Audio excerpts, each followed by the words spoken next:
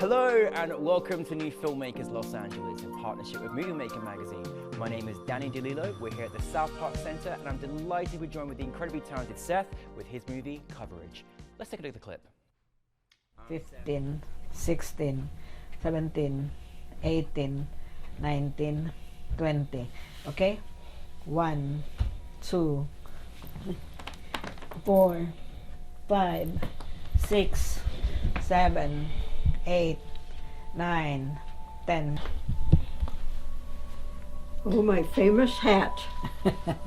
Your blue hat.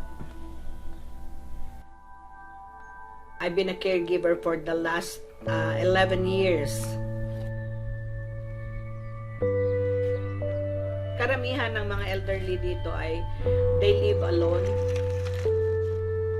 So, sinasamahan ko yung client ko, like ina-exercise ko, pagkatapos nag-walking kami sa labas, o kinakausap ko, kasi yun ang importante sa kanila para hindi naman maging ano yung mind nila na nakaupo lang sila, nakatunganga.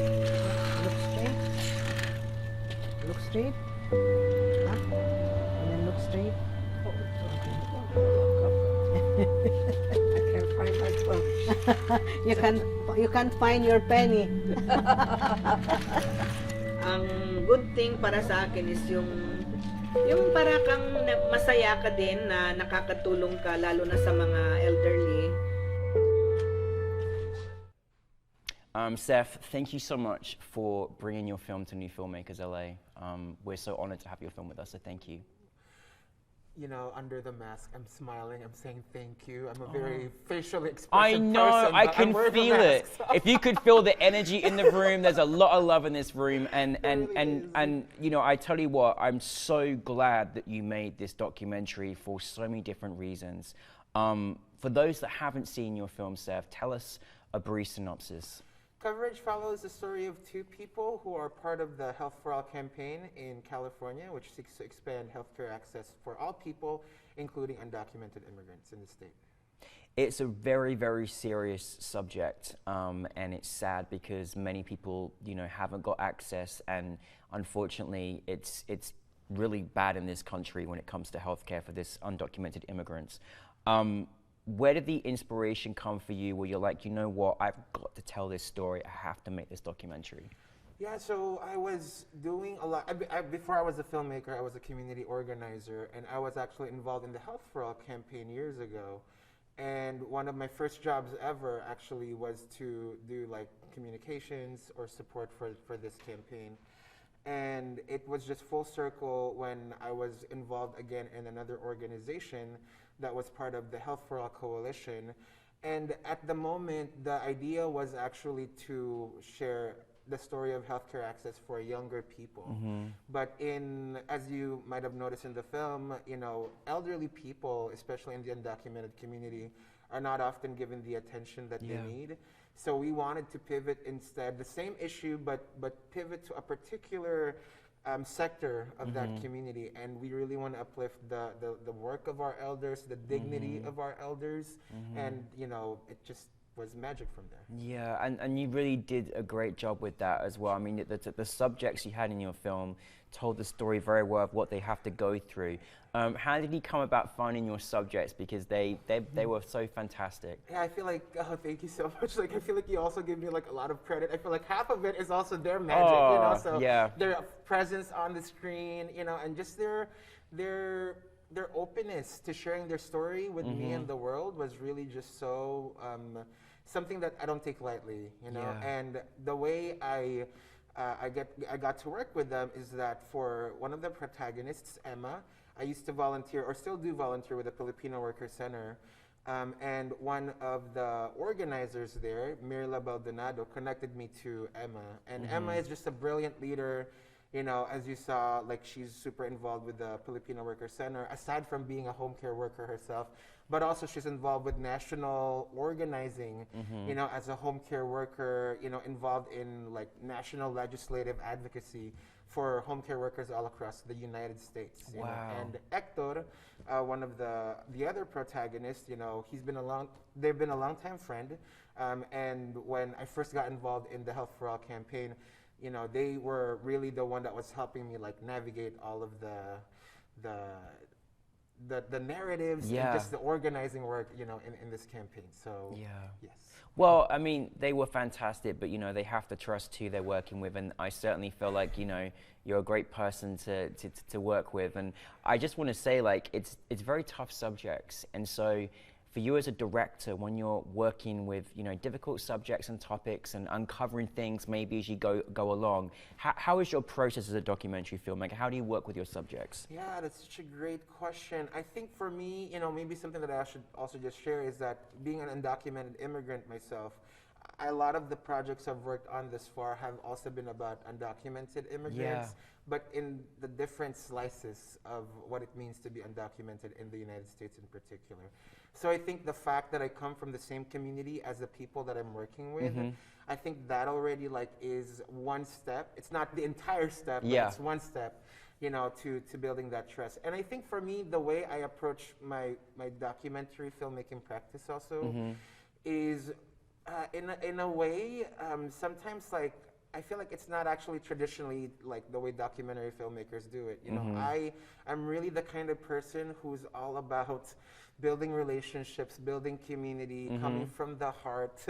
And I want to connect with people in a heart-to-heart level, not just in a, hey, I'm making a film, you're part of it, let's do it. It's more like, hey, like, I'm a human being, you're a human being. Yes. Let's connect, you know, and if you feel good about this process, then let's keep on going. Oh, it's a connection. Yeah, It really absolutely, is. absolutely. Oh my God, I love that you shared that. Well, I mean, there's always things, I think, when you're making a documentary too, and that you kind of uncover. What was there things that you kind of uncovered as you went along that you were surprised at, or even challenges that maybe you may have faced even making the project that was quite sensitive? Is there anything that you kind of discovered in that journey?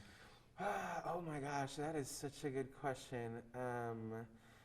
I'm sorry, could you say that question? Of course. I'm rapping, it's so good. No, oh my goodness, no, don't worry, we're not on CNN, it's all good. This is very Ellen style, it's all good. No, I think when you're making documentaries, you know, you kind of, because you're talking, you know, about true life, maybe there's things you kind of uncover, you know, that were quite tough, so to speak, or even from a production perspective, you know, was there things that you had to face as well? Okay, I understood the question correctly then. I just wanted to make sure. Oh, that's all right. Yeah, so actually when we were working on the project originally, there were actually supposed to be 3 protagonists that we were following. But with the third protagonist, when they were sharing their story, there were some complications with their immigration case that sharing their story in such a public platform would have jeopardized their case. Goodness. So, and you know, originally the person was like on board, like they're like, yes, let's do it, you know. But we shared the project with their attorney, their immigration attorney, and the attorney kind of like dissuaded them from moving forward. You know, so in the 11th hour, you know, before we like started sharing the film with the world, we had to re-edit, you know, so, and that was like about, you know, like it was a whole chunk of the film that we had to re-edit, you know, but I think ultimately for me, what really matters is this person gonna be safe, you know, am I gonna be able to live with the fact that, you know, I might be responsible for putting this person in jeopardy, you know, and I think, you know, especially in documentary filmmaking, like, it's very important that we get people's consent, asking them for appearance release and things like that. That legal aspect is really important. But I think what's often not considered, you know, in the bigger landscape of things is you might be signing something, but I think it's also the responsibility of the filmmaker to make sure that the person's safety is part of the bigger picture. Yeah. I mean, the stakes are so high, aren't they? It really you know, is. They really are. Yeah. I mean, you know, for obviously coming from that personal experience and sharing your film with the rest of the world, it was so powerful to watch your film on the big screen, to really, you know, remind and educate people of what people are going through. On top of having the fear of being undocumented, there's also health and how awful it is that they're not seeking the support that they need. What did you want your audience to take from your film? You know, it was really weird timing, but the film actually came out. Well, we had our first like community screening in November 2019, and we were supposed to like do more screenings, you know, in 2020. But guess what happened in 2020? Shocker, a pandemic about healthcare access for the whole world, you know. And this project also kind of really highlights the hypocrisy that a lot of, us, whether you're undocumented or not, like that we've experienced in the United States, lack of access to healthcare. Yeah. And I think what's really important also is that when the pandemic happened, there was a lot of push for like social welfare programs, like the stimulus checks, and expanding healthcare access for all people in the United States. But often when people say stimulus checks for all, healthcare access for all, usually the way politicians say it is for all citizens, but not for undocumented people. When undocumented people, our community is often the ones that's on the front lines, bearing the brunt of these challenges, absolutely, but excluded from these social services. So I think, for better or for worse, the pandemic really amplified the issues that's covered in the film, and we really hope that as people continue to watch it, the pandemic is not over for a lot of people, and we really need to be mindful of how we can continue to support each other during this time. Oh, we're glad to have you as a filmmaker, Seth. Honestly, goodness me, thank goodness, I'm always in admiration of just, pulling out a camera, hearing these stories, but I mean, there's a lot that goes into that. Was this something that you had to seek funding? Did you self-fund? How was that process for you?